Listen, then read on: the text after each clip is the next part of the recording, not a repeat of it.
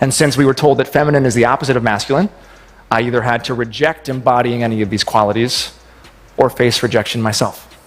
This is actually a dress. Back in 2018, when I attended the Met Gala, I was torn between wearing this one or another option. I even considered modifying it to make it more isn't technically the right word, but it is now. In the end, I chose the red gown. Still, I had always loved this particular piece. It had been worn a few years earlier by another incredible actress, and she wore it beautifully. But I couldn't help it, I adored the dress. I believe something that beautiful deserves to be worn more than once. Hi besties, welcome back to my channel. Yesterday we talked about a new lawsuit filed in California against Brian Friedman and Melissa Nathan. We went over the unusual allegations made by Alexa Nicholas, who claims that a smear website was created by Brian Friedman. The issue though is that the lawsuit doesn't clearly explain how she knows he was responsible. There's no solid connection tying Melissa Nathan to this alleged conspiracy either.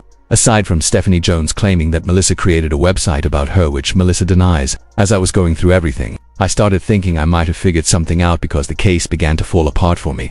Pretty quickly, I've been hearing rumors through sources familiar with the industry. According to what I've been told, certain individuals who have publicly expressed issues with Brian Friedman, Justin Baldoni, Melissa Nathan, Scooter Braun, Wayfarer Studios, or others have allegedly been encouraged to file lawsuits, with much of that focus directed at Brian Friedman. It's widely known that Blake Lively strongly dislikes him and believes statements he made to the press in relation to this situation amount to defamation. Interestingly, despite that belief, she hasn't directly sued him for defamation. However, she has aggressively challenged his actions in court. She has sought to strike filings he submitted to the docket, including an affidavit related to Taylor Swift and an alleged extortion or threat claim, which she labeled as scandalous. She has also filed a motion for sanctions against him. During depositions, her legal team pursued a reprimand against Kevin Fritz for alleged unruly behavior toward her attorney Mel Gaversky. Complicating matters further, a former client's spouse previously sued Friedman after he went on to represent Justin Baldoni while that spouse was suing Baldoni. Now there's another lawsuit from a different spouse claiming her husband was a client. Blake has even attempted to have Friedman removed entirely from the New York case, seeking to strip his pro-hack vice status and prevent him from trying the case there. By placing his prior public statements before the court as alleged defamation, she has effectively limited his role, forcing him to rely more heavily on colleagues such as Alexandra Shapiro, Jonathan Bach, and Ellen Graff to carry much of the legal workload. With two new lawsuits now targeting him, the situation increasingly feels like there are deeper grievances at play, particularly involving Blake and Stephanie Jones. I don't know. Sometimes it makes you wonder, when there's such an intense effort to remove someone from a case, it naturally raises the question, what are they afraid of? If someone is being pushed out that aggressively, you can't help but ask what they might know. Another thing that stood out to me is the heavy focus on going after his business. I mentioned before that I'd heard there's been a strong behind-the-scenes push encouraging certain people to file lawsuits, particularly targeting Brian Friedman. That reminded me of early text messages that were released where Jennifer Abel reportedly said Brian wasn't afraid to go head-to-head with WME. That detail stuck with me. Then I started connecting dots. Stephanie Jones, of Jones Works, is married to Jason Hodes, who works as an agent at William Morris Endeavor WME. Jason operates within the same agency world where Blake Lively and Ryan Reynolds are clients. Their agent at WME is Warren Zavala, so it raises questions about overlapping professional circles and potential conflicts of interest, at least from a public perception standpoint. From there, the speculation grows. What if broader industry relationships are influencing the situation? WME itself hasn't been free from controversy. The company has faced lawsuits and investor disputes, particularly surrounding its transition from being publicly traded to going private, which reportedly sparked class action claims. There has also been restructuring within its leadership, including Ari Emanuel stepping away from his CEO role at WME and focusing more on IMG. The sports and entertainment division IMG has had its own legal challenges, including disputes involving MMA fighters. Meanwhile, WWE has faced public scandal following allegations against Vince McMahon, after which leadership shifts took place. Altogether, it paints a picture of an entertainment industry landscape that's already dealing with significant legal and reputational turbulence. Looking back at Stephanie Jones's lawsuit, I kept asking myself how all these individuals are connected, so I reached out for additional background. What I was told adds another layer, according to sources. Alexa Nicholas and her company, as well as her ex-husband, reportedly never had a direct relationship with Melissa Nathan. Digging further, in 2022, Michael Malashu, as referenced in discussions, ALLEGEDLY, consulted with Brian Friedman in a strategic capacity regarding legal fallout connected to his ex-wife's lawsuit. However, Brian was not listed as lead counsel, did not formally represent him in filings, and his firm did not appear on record for those cases. When counterclaims were filed, Friedman reportedly still wasn't directly involved in litigation. At that time, Melissa Nathan did not own her own firm and was working under Matthew Hilt. According to the information circulating, Hiltzik never represented Michael Malashu either. One source even claimed that Melissa Nathan had never heard of Alexa Nicholas prior to the lawsuit being filed. If that's accurate, it significantly complicates the narrative being presented in court. Of course, allegations and speculation are not the same as proven facts, and lawsuits often reveal new information over time. But from the outside, the connections some people are trying to draw don't appear as straightforward as they might initially seem.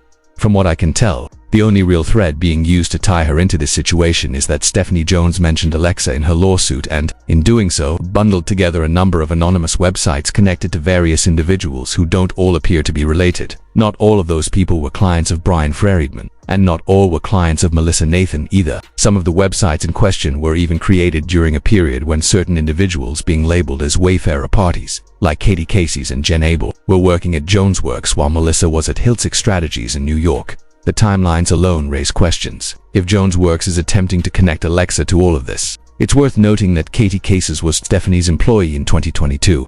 But that fact alone doesn't automatically mean Stephanie created any website. Stephanie also wasn't Michael Malashu's PR representative, and based on what's publicly available, there doesn't appear to have been any professional relationship between Melissa Nathan and Brian Friedman during the period when she was at Hiltzik Strategies. Looking at Alexa's divorce judgment adds another layer. The stipulated judgment clearly states that both parties knowingly waived their right to a full evidentiary hearing regarding assets, liabilities, spousal support, or any other issues arising from the marriage. By signing the agreement, she acknowledged that she was not relying on any statements, warranties, or representations from anyone else, and that the agreement was entered into freely, without fraud, coercion, or undue influence. The document emphasizes that its purpose was to fully and finally settle all existing personal and property rights between the parties, and to resolve any and all claims arising from the marriage. It states that both parties intended to irrevocably adjust and determine all legal obligations connected to their marital relationship. They chose mediation rather than traditional litigation with attorneys, working with a mediator named Tara Scott. Neither party had legal counsel during that mediation process. Under the terms, she agreed to assume responsibility for any debts and liabilities attached to the assets awarded to her, and to hold him harmless from those obligations. She retained certain personal property, including a vehicle, home decor, personal possessions, her checking account, and her SAG pension. He retained his own vehicle, jewelry, certain furniture, various bank accounts, and other financial interests. As for liabilities, she was responsible for specific medical bills, utility costs, and federal tax liens from 2013 and 2014, totaling tens of thousands of dollars. The judgment explicitly states that she alone was responsible for those tax obligations, and that he would be held harmless for them. The marriage lasted for years, and essentially each party left with what they had prior to the marriage. He agreed to pay her $2,300 per month in spousal support until August 1, 2019. About a year and 2 months unless she remarried. Either party passed away, or the court ordered otherwise. After that date, no further support would be paid, and she explicitly waived her right to seek future spousal support under any circumstances, even if her financial or personal situation changed. He likewise permanently waived any right to receive support from her. Taken together, the judgment reads as a complete and final settlement of all marital claims, with both parties affirming that they entered into it knowingly and voluntarily. There's also a mutual release section in Alexa's divorce decree, where both parties waived any claims to each other's income or property. They relinquished and renounced any rights to future earnings or assets. So, even when she filed her lawsuit against Michael in 2021, the stipulated agreement from 2019 repeatedly emphasized that both she and he held each other harmless. That divorce judgment fully resolved all disputes between them. It's unclear what Alexa's current motives are, but this lawsuit seems like it could be an attempt to capitalize on media attention or raise her profile. I'm not trying to disparage her, but it appears financially motivated. Her lawsuit came years after spousal support ended in 2019,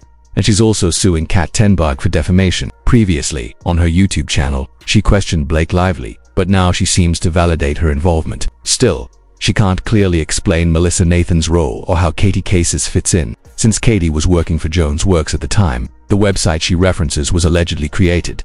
Digging further into the website, she claims implicated her in a criminal conspiracy. It turns out the site isn't really about her at all. It's focused on an attorney named Joe Dunn, a former California State Bar official. Dunn faced discipline for falsifying travel expenses and other misconduct. The website alleges he misused his position to coordinate schemes, including preying on young women like Alexa, helping them find attorneys, and shaping false legal claims to recover funds. It accuses him of organizing a broader network of ambulance-chasing attorneys and influencers, including Alexa Nicholas, Shannon Ruth, Melissa Schumann, and others. The site also lists various high-profile individuals like Axl Rose, Chris Brown, Diplo Trey Songz, Nick Carter, Conor McGregor, Jonah Hill, Russell Brand, Snoop Dogg, and Dak Prescott, who were allegedly targeted by this network. Some of these cases, like Russell Brand in the UK, are real legal matters, but many accusations appear tied to the alleged operations of Joe Dunn and his network. From what I can tell, the website's primary focus is to indict Dunn's alleged misconduct,